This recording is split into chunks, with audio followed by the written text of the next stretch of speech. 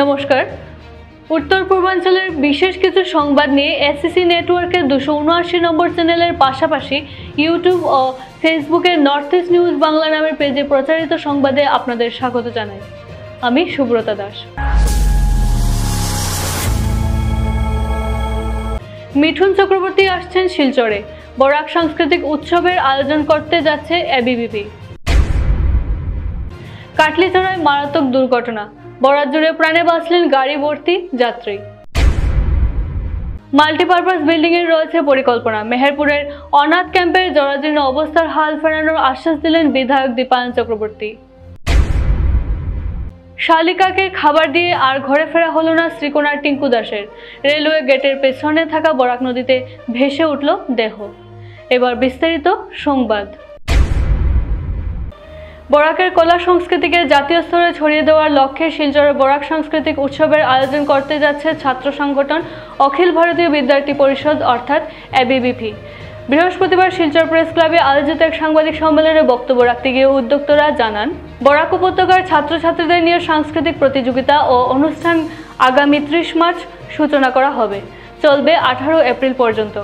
রাষ্ট্রীয় কলা মঞ্চ আসাম প্রদেশের যৌথ উদ্যোগে আয়োজিত হতে যাওয়া এই সাংস্কৃতিক উৎসব শাখা জেলা ও বরাক ভিত্তিক 3টি স্তরে অনুষ্ঠিত হবে। মোট 8টি বিষয়ের উপর প্রতিযোগিতা রাখা হয়েছে। প্রতিযোগিতায় রবীন্দ্রসঙ্গীত, নজরুল গীতি, লোকগীতি, রবীন্দ্র নৃত্য, ঝুমুর নৃত্য, রাস ও ধামাল নৃত্য সহ থাকছে আলপনা প্রতিযোগিতাও। অনুষ্ঠানের শেষ দিন আসাম ও পশ্চিমবঙ্গের শিল্পীরা তাদের অনুষ্ঠানমালা পরিবেশন করবেন। বলিউড তারকা মিঠুন চক্রবর্তীর উপস্থিতিতে অনুষ্ঠিত হতে যাওয়া বরাক সাংস্কৃতিক উৎসবকে সফল ও সার্থক করে তুলতে সকলের সহযোগিতা কামনা করছেন আয়োজকরা। সাংবাদিক সম্মেলনে আদিত্য দেব, নিকিতা দেব রায়, সায়ন দেব ও অনামিকা দেহ সহ অন্যান্যরা উপস্থিত ছিলেন। নর্থ ইস্ট নিউজের প্রতিনিধি অমল ঋষির প্রতিবেদন। অখিল ভারতীয় বিদ্যার্থী পরিষদ আমরা বরাক সাংস্কৃতিক মহোৎসব নামে একটি বিরাট সাংস্কৃতিক অনুষ্ঠান বরাকভেলি লেভেলে আমরা নিয়েছি এবং এই অনুষ্ঠানে 18 তারিখে আমাদের মধ্যে বিশেষভাবে উপস্থিত থাকবেন বলিউড এবং টলিউডের এবং বাংলা ফিল্মের অভিনেতা, জনপ্রিয় অভিনেতা মিঠুন চক্রবর্তী মহাশয় আমাদের এই অনুষ্ঠানে যোগ দিতে চলছেন আগামী 18 এপ্রিলে। এবং এই অনুষ্ঠান, এই বরাক সাংস্কৃতিক মহোৎসব আগামী 30 মার্চ থেকে শুরু করে 18 এপ্রিল পর্যন্ত চলবে। নগর স্তরে অডিশন হবে, তারপরে জেলা স্তরে আমরা প্রতিযোগিতা করবো এবং জেলা স্তরে যারা ফার্স্ট, সেকেন্ড, থার্ড হবে তারা 18 তারিখে ফাইনালে আসবেন এবং ফাইনালে পুরস্কার আমরা মিঠুন চক্রবর্তীর হাতে, উনি নিজের হাতে পুরস্কার দিবেন। এবং সবথেকে একটি বিরাট কালচারাল র্যালি, সাংস্কৃতিক শোভাযাত্রা শিলচর শহরের বুকে হতে চলছে এবং এই শোভাযাত্রাতে শুধু কোনো একক জনগোষ্ঠী, আমরা বরাকের যত জনগোষ্ঠী আছে বরাকের পুরো কালচার নিয়ে আমরা কালচার দেখানোর চেষ্টা করবো। প্রায় 5 থেকে 10 হাজার ছাত্রছাত্রীর সমাবেশ শিলচর শহরের বুকে হতে চলেছে। আমি সবাইকে অনুরোধ করব এই অনুষ্ঠানকে সাফল্যমণ্ডিত করে তোলার জন্য বরাকবাসী সবার কাছে আমি অনুরোধ জানাচ্ছি। ধন্যবাদ। বৃহস্পতিবার সন্ধ্যায় হাইলাকান্দি জেলার কাটলিছড়া বাংলারথল এলাকার ধলেশ্বর ভৈরবী জাতীয় সড়কে একটি যাত্রীবাহী ট্রাভেলার গাড়ি চলন্ত অবস্থায় পিছনের অংশের চাকা দুটি খুলে যায়। গাড়ির গতি অনুযায়ী কিছু জায়গায় যাওয়ার পরেই গাড়িটি রাস্তার উপরেই বসে পড়ে। ভাগ্যিস গাড়িটি সোজা অবস্থায় ছিল, তাই যাত্রীদের তেমন কিছু হয় নাই বলে জানা গেছে। নর্থ ইস্ট নিউজের ব্যুরো প্রধান শ্রীবাস দাসের প্রতিবেদন। শিলচরের বিধায়ক দীপায়ন চক্রবর্তী সমাজ কল্যাণ বিভাগের অধীনে থাকা অনাথ ক্যাম্প পরিদর্শন করেন এবং ক্যাম্পের পুরনো ঘরগুলোর বেহাল দশা পরিলক্ষিত করে বসবাসকারী মানুষদের দুঃখের কথা শুনে এর উন্নতি সাধনে আশ্বাস প্রদান করেন। তিনি বলেন, যদি এই অঞ্চলবাসীদের সর্বসম্মতি থাকে তাহলে এখানে সরকারি প্রকল্পের আওতায় অনাথ ক্যাম্পে বসবাসকারীদের জন্য একটি নতুন মাল্টিপারপাস বিল্ডিং বানিয়ে তাদেরকে পুনর্বাসন দেওয়া যাবে। কিন্তু বিধায়কের অভিমত, কিছু সংখ্যক স্বার্থান্বেষী চিন্তাধারার ব্যক্তিরা আদালতে মামলা করে এই অনাথ ক্যাম্পের ঘরগুলো হাল ফেরাতে বাধা সৃষ্টি করেছে। তবে এই অঞ্চলের বসবাসকারী প্রকৃত সমাজদরদী মানুষেরা ঐক্যবদ্ধভাবে যদি এই অনাথ ক্যাম্পের হাল ফেরাতে এগিয়ে আসেন তাহলে নিশ্চয়ই এই ক্যাম্পের উন্নতি সাধন সম্ভব। দীপায়ন চক্রবর্তী যখন এই কথাগুলি বলেন তখন সাথে ছিলেন জেলা পরিষদের সিইও প্রণব বরা, শিলচর ব্লকের ভিডিও প্রবীণ মাহাতো, বিজেপির নিউ শিলচর মণ্ডলের সভাপতি দুলাল দাস, মধ্য শহরের সভাপতি হীরক চৌধুরী, দেবাশিস সোম প্রমুখেরা। নর্থ ইস্ট নিউজের বরাকভ্যালি ইনচার্জ সুরজিৎ চক্রবর্তীর প্রতিবেদন। আজকে আমরা প্রধানমন্ত্রী আবাস যোজনার যে অনুষ্ঠান হয়েছে সেটা এখানে করেছি। তো আমি এখানে উল্লেখ করেছিলাম যে এই জায়গার উপর আমরা লক্ষ্য করেছি কয়েকজন ব্যক্তি কেস করেছেন। আপনারা জানেন যে শিলচর বিধানসভাতে সরকারি জমিনের অভাব, আর এই অভাবে সরকারি অনেক স্কিম আমরা করতে সক্ষম হচ্ছি না। আমি যদি বলি তাহলে অনেক স্কিম রয়েছে। একটি বিষয় উল্লেখ করতে চাই যে 50 বিঘা জায়গার উপর আমাদের সরকার, ভারতীয় জনতা পার্টির সরকার বলেছিল যে একটি ডিস্ট্রিক্ট স্পোর্টস কমপ্লেক্স গড়ে উঠবে। এই জায়গা আজকে পর্যন্ত আমরা জোগাড় করতে সক্ষম হইনি। বিগত দিনের সরকার, কংগ্রেস শাসিত সরকার জায়গাগুলোকে অপব্যবহার করেছে, বন্টন করেছে। যে উদ্দেশ্যে বন্টন করা হয়েছে আমরা লক্ষ্য করেছি অনেক সংস্থা সেই উদ্দেশ্যে এই জায়গাগুলোকে ব্যবহার করছেন না।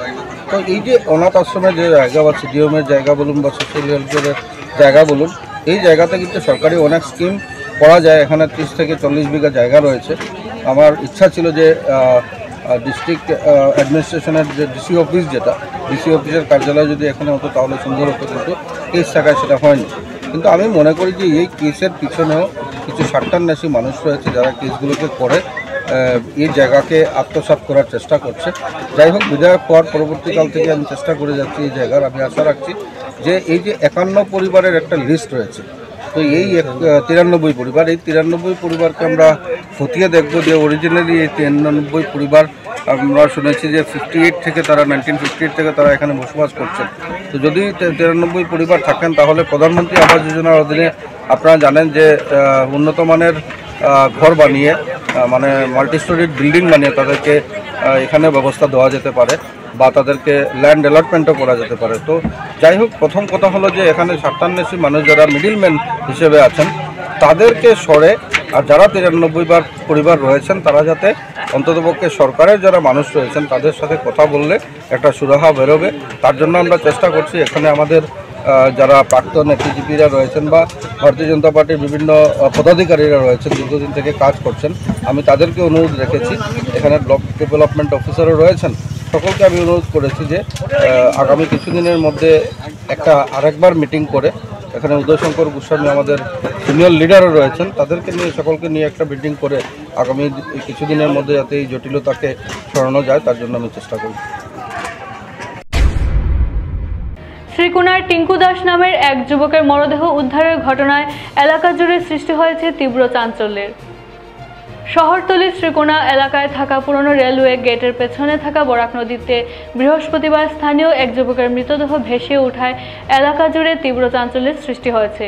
স্থানীয়রা নদীতে যুবকের লাশ প্রত্যক্ষ করে থানায় খবর দিলে পুলিশ ঘটনাস্থলে পৌঁছে ম্যাজিস্ট্রেটের উপস্থিতিতে যুবকের মরদেহ উদ্ধার করে ময়নাতদন্তের জন্য শিলচর চিকিৎসা মহাবিদ্যালয়ে প্রেরণ করে। মৃত যুবক বছর 32-এর টিঙ্কু দাস বলে জানা গেছে। তিনি শ্রীকোনা টিলাগ্রাম এলাকার বাসিন্দা। ঘটনা নিয়ে পরিবারের তরফে রাখিদেব এদিন সংবাদ মাধ্যমকে জানান, গত 17 মার্চ অর্থাৎ সোমবার থেকে টিঙ্কু দাস নিখোঁজ ছিল। সোমবার রাতে টিঙ্কু দাস স্থানীয় হাসপাতালে থাকা তার জ্যেষ্ঠ শালিকাকে খাবার দিয়ে আর ঘরে ফিরে যায়নি। এ নিয়ে পরিবারের তরফে তাকে অনেক খোঁজাখুঁজির পরেও তার সন্ধান পায়নি। পরে পরিবারের সদস্যরা থানায় নিখোঁজ সংক্রান্ত একটি মামলা দায়ের করেন এবং টিঙ্কুর নিখোঁজ হওয়ার 72 ঘন্টা পর বৃহস্পতিবার বরাক নদীতে তার মরদেহ ভেসে উঠতে দেখেন স্থানীয়রা। এদিকে পুলিশ যুবকের মরদেহ উদ্ধার করে ঘটনার তদন্ত শুরু করেছে বলে জানা গেছে। নর্থ ইস্ট নিউজের বরাকভ্যালি ইনচার্জ সুরজিৎ চক্রবর্তীর প্রতিবেদন। এটা মিসিং হয়েছিল, তার নাম টিঙ্কু দাস, তার বাড়ি হইল টিলাগ্রাম রামনগর পার্ট 2। আমরা খবর পাইছি মঙ্গলবারে, এর সোমবারে রাত্রে মিসিং হয়েছে। হসপিটাল যখন তার জ্যেষ্ঠশালীর লেগে ভাত লইয়া আইছিল তখন ওই দিন রাত্রেই মিসিং হয়েছে। আমরা খবর পাইছি পরের দিন ধরুন 11:30টার সময় তার বড় ভাই পিঙ্কু দাসে ফোন করছে আমার, ফোন করিয়া কইছে যে দিদি তারে তো আমরা ফাইরাম না খুঁজিয়া। তখন আমরা কইছি ঠিক আছে, আমি তখন অফিসে আছি, তোমরা একটু খুঁজাখুঁজি করো, দেখি আমি বিকাল দিকে আইনি, আইলে পরে বুঝবো। তারপরে তো তারা খুব খুঁজাখুঁজি করছে, পাইছে না। আমরা আইয়া রাত সন্ধ্যার পরে তারা ঘরেও আইসি, আইয়া সব জিগাইলাম। তারা সব কইছে যে কোন সময় গেছে, যে 10:30টার সময় বাইরেছে ঘর থেকে, বাইরিয়া হসপিটাল গেছে বাত লইয়া, এরপরে আইয়া ঘরও ঢুকছে না। তারপরে আমরা এখানে সব মাথা মাতি আমরা তারপরে আমরা গেছি গিয়া। তারপরে কালকে আমরা থানাত গিয়া আমরা এটা রেজারা দিছি, বিষয় বৃত্তান্ত দিছি, সব কিছু আমরা দিয়া দিছি আর কি। আর আজকে তো এখন আইসুন ম্যাজিস্ট্রেট, পুলিশ সব আইসুন। আর আজকে সকালেও আমারে জানাইছে যে পাওয়া গেছে শুনি আমরা আইলাম। এরপরে তো আমরা পুলিশ ইনফর্ম করলাম, পুলিশ তারা আইলা আর পাওয়া গেছে মধ্যে শ্রীকুনা পুরানা ইয়ের ব্রিজের নিচে, রেজের ব্রিজের নিচে আর কি, ITR পিছনে। আচ্ছা, এইটা হত্যা হইতে আপনার কিটা লাগে যে হঠাৎ করে অতদিন পরে মিসিং হয়ে আজকে ডেড বডিটা পাওয়া গেছে, এটার পিছনে কোনো রহস্য লুকাই আছে কই আপনার মনে হয়? এটা আমার তো মনে হয় না কিছু, এখন কেমনে হইছে এখন এটা তো আমার কোয়া সম্ভব না। এটা হইছে না তার লগের যে লোকটা আছে, তার লগের যে লোকটা আইয়ার আপনার কাছে হইছে যে তারা যখন রাস্তা দিয়ে যায় তখন পুলিশ পেট্রোলিংয়ে পাইছে শ্রীকুনা থানার, তারা দেখিয়া হে বাকছে। আর যে একজন আছিল তার ওয়াইফ আছিল কল্যাণ এডমিশন, পুলিশে হইয়া গেছে গিয়া। আর তার জিজ্ঞাসা পরে হে কইছে আখটা রাস্তা থেকে নাই, পুলিশ আইছিল আখটা যে মানুষটা আজকে লাশ পাওয়া গেছে। গোপন তথ্যের ভিত্তিতে অভিযান চালিয়ে মাদক সহ 3 ব্যক্তিকে আটক করল পুলিশ। বুধবার ধলাইয়ে জাতীয় সড়কে অভিযান AS 01BT 0701 নম্বরের একটি মহিন্দ্রা স্করপিও গাড়ি গতিরোধ করে তল্লাশি চালিয়ে পেছনের আসনের নিচে লুকিয়ে থাকা সন্দেহজনক হেরোইন প্রায় 80 গ্রাম 5টি প্লাস্টিকের সাবানের কেস উদ্ধার করা হয়। পাশাপাশি 3 জনকে গ্রেফতার করা হয়েছে। ধৃতরা হলো রমেশ চন্দ্র বিশ্বাস, সে বরপেটার গেরুইমারি গ্রামের বাসিন্দা, বরপেটার যুগির পামের যুবক শাহিদুল ইসলাম ও ধলাই সপ্তগ্রামের ইবাদুর রহমান। বিষয়টি নিয়ে আরও তদন্ত চলছে। নর্থ ইস্ট নিউজের বরাকবেলি ইনচার্জ সুরজিৎ চক্রবর্তীর প্রতিবেদন। গত 11 মার্চ কাছাড় জেলা বিহারা 2য় খণ্ডের বাসিন্দা প্রয়াত সাংবাদিক মণিশঙ্কর পুরকাস্তের স্ত্রী তথা অঙ্গনওয়াড়ি কর্মী রুবি পুরকাস্তের উপর নৃশংস হামলা চালানো হয় বলে অভিযোগ। অভিযুক্ত হিসেবে দিলীপ দেব, রঞ্জিত দেব এবং বিজয়ভূষণ দেবের নাম উল্লেখ করে বিহারা পুলিশ ফাঁড়িতে লিখিত অভিযোগ দায়ের করেন রুবি পুরকাস্ত। কিন্তু অভিযোগ দায়ের 1 সপ্তাহ পর হলেও এখনও পর্যন্ত অভিযুক্তদের বিরুদ্ধে কোনো ব্যবস্থা নেওয়া হয়নি। আর তাতেই ক্ষোভে ফুঁসেছেন এলাকাবাসীরা। রুবি পুরকাস্ত সংবাদ মাধ্যমকে জানান, 3য় পক্ষের মাধ্যমে তার উপর চাপ সৃষ্টি করা হচ্ছে এজাহার তুলে নেওয়ার জন্য, কিন্তু তিনি তাদের রাজি হননি। অভিযোগ তুলে না নেওয়ার অভিযুক্তদের পক্ষ থেকে কয়েকজন মহিলা সহ অন্যদের দিয়ে তার বিরুদ্ধে নানা বিতর্কিত মন্তব্য ছড়ানো হয়েছে। এমনকি সামাজিক মাধ্যমে তার চরিত্র নিয়েও নানা মিথ্যা কুরুচিপূর্ণ মন্তব্য ছড়িয়ে দেওয়া হয়েছে। স্থানীয় মহিলারা এ ঘটনার তীব্র নিন্দা জানিয়েছেন। তারা প্রশ্ন তুলেছেন, যদি রুবি পুরকাস্তের চরিত্রে কোনো কলঙ্ক থাকতো তাহলে এতদিন তা প্রকাশ্যে আনা হয়নি কেন অভিযোগ দায়ের পরে অপ্রচার শুরু হলো। রুবি পুরকাস্ত আরও জানান, অভিযুক্তদের পক্ষ থেকে যেসব মহিলারা তাদের নিরপরাধ বলে দাবি করেছেন সেই পুরুষদের চরিত্রের প্রমাণ তার কাছে রয়েছে। সমস্ত কল রেকর্ডিং তিনি সংরক্ষণ করে রেখেছেন এবং যথাসময়ে আদালতে তা পেশ করবেন। অভিযুক্তদের অবিলম্বে গ্রেফতার এবং ন্যায় বিচারের দাবিতে রুবি পুরকাস্ত ও স্থানীয় বাসিন্দারা প্রশাসনের দৃষ্টি আকর্ষণ করেছেন। নর্থ ইস্ট নিউজের প্রতিনিধি রাজুদের প্রতিবেদন। নমস্কার, আমি রুবি পুরকাস্ত। 11 মার্চে আমার যে একটা আমি করছিলাম, আমার করা হয়েছে, মারা হয়েছিল রঞ্জিত দেব, এরপরে দিলীপ দেব আর তারা বিজয়ভূষণ দেব, তারা 3 জনে আমার করছিল। তো এটার লিগে তো এখন অ্যারেস্ট কিছু পাইছি না। তারপরে এখন কথা হয়েছে, আমার 3 জনে বাজে বাজে কথা হয়েছে, 3 জন মহিলা, তারপরে লগে আরো অন্যরাও আসছিল। আমি নাকি ছেলে মানুষের লগে বাজে সম্পর্ক করিয়া টাকা করিয়া ঘর বানাইছি, সবে জানে আমি কিরকম তো আমি যদি এরকম করিয়া থাকি তাহলে তো পরিবেশটা নষ্ট হর, দূষিত হতে আমার লেগে এই যে তারা হইছে, আমার পিছনে কোনো মহিলারা নাই, এই মহিলারা তারারে জিগাইলে পাইবা যে আমি কিরকম আছি। আর আমার বাবার বাড়িও খানদানি বংশের, আমি যে বংশের বউ আমিও খানদানি বংশের বউ, এরকম আমার পড়ার তো প্রশ্নই ওঠে না। তার টাইম খবর একটু নিলে পাইবা আর কি তারা কিরকম, তারা যে করছে। আমি তার উপরে যে কেস করছিলাম, আমার প্রপোজাল দেওয়া হয়েছে, আমি কেসটা উঠাই দিতাম। আবার ইংলিশ কইলে আমার দাঁড়ানি দেব পুরকাস্ত খুব খারাপ পাই না। আমি হাজবেন্ড কইছিলাম, এটা লইয়া আমার দিছেন যে আমি কমার্সের হায়ার সেকেন্ডারি পাস, মানে তাই না আমার ডিগ্রিটা হইয়া দিলা। আমার অপুদাস যে তাইন ফোন করিয়া, দাদা তাইন আমার ফোন করিয়া কইছিল যে অসিত দেব জল মিত্র যে তাইন আমার কইছেন বাইরের এগেনস্টে যে আমি কেস করছি ওটা উঠাই লিতাম। তাই আমি কইছি হ্যাঁ উঠাইলে ঠিক আছে। তো আমার নিরাপত্তাটা কিটা, আজকে যে আমার উপরে এইভাবে অ্যাটাক কর, আপনারা তো কোনো করলা না, তো আমি কেমনে করিয়া থাকবো। ঠিক আছে আমি উঠাই দিব। তো আমারে আয়া তারা কইছেন যে তারাই আমার গড়ে মাপ চাই লিবা, গড়ে মাপ চাই লিবা, আমি কেস উঠাই লিতাম। আমি না গড়ে মাপ চাইলে তো হইতো না, এটা বাজার শেডে হইতে লাগবো, তারপরে আমি সব এটা ইয়ে করি, আনাইলে তো আমিও ইয়ে হয়ে গেলাম, তো আমি এটা না ইয়েতে দিতাম না, এটার লেগে তারা মানছই না। এরপরেই ওই রকম 3 মহিলারে মানে তারার মতো যেরকম ভালো মানুষ দেখিয়া ইয়ে করিয়া দেখাইয়া এরকম আমার নামে বাজে বাজে কথাবার্তা ইয়ে করাইছেন।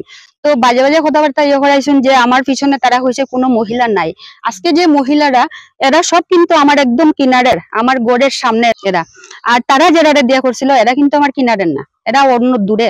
আজকে যদি আমি কিচ্ছু করি আমার ঘরের মধ্যে কোনো বাজে কাজ করি, তারাই জানবো দেখবো, আমার বাড়িতে যদি কেউ গিয়ে ঢুকে তারা দেখবো, এরা কিন্তু দেখতো না। ফলেও আমার ইয়েতে টাকা কেমনে আইছে, গভর্নমেন্টের টাকা, ওইটা হোয়াইট মানে কোনো ব্ল্যাক না। আপনারা ইয়ে করলে তদন্ত করলে বা যে যদি ইয়ে তদন্ত করেন জানতে পারবা।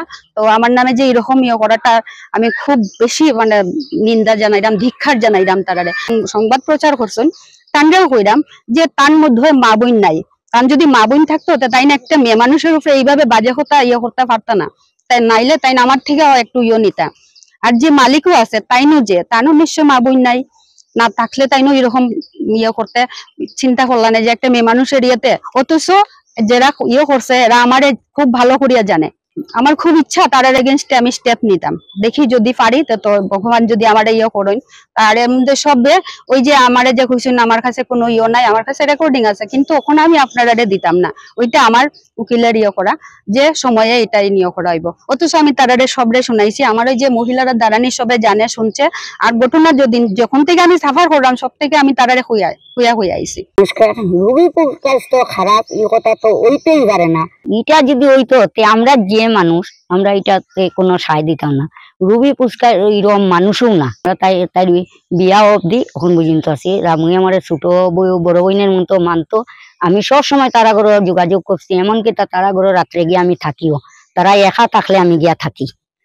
রামু মারা যাওয়ার পরে আমি যতদিন তার শ্রাদ্ধ হয়েছে না অতদিন তারা ঘরে তার সঙ্গে আসলাম। রুবি পুরস্কার তো খারাপ এই কথা কইলে আমি কোনো মতেই মানতাম না। আজকে রুবি পুরস্কার নামে যে কথাটা রটছি এটা কিন্তু খুব নিন্দনীয় বিষয়, কারণ তারাও একটা মেয়ে, তারা মেয়ে হইয়া আজকে মেয়েরা নামে যে এই কথাটা কইছে, যদিও হয় তবে তো এরকম কইতে পারে না, কিন্তু এটা নারী জাতির কলঙ্ক, এটার লাগে আমরা সুবিচার চাই। কোনোদিন খারাপ কাজও পাইছি না, তো কিরকম কোনোদিন খারাপ। আমার বিয়ার পরেও টান বিয়ে হয়েছে, ভালো হয়েছে, খারাপ তো কোনোদিনও পাইছি না। না তাহলে খারাপ না, ভালো মানুষ কিন্তু খুবই ভালো। আমরা কোনোদিন এরকম পাইছি না, আমরা জানিও না, এমনি মানুষ তো খুবই ভালো।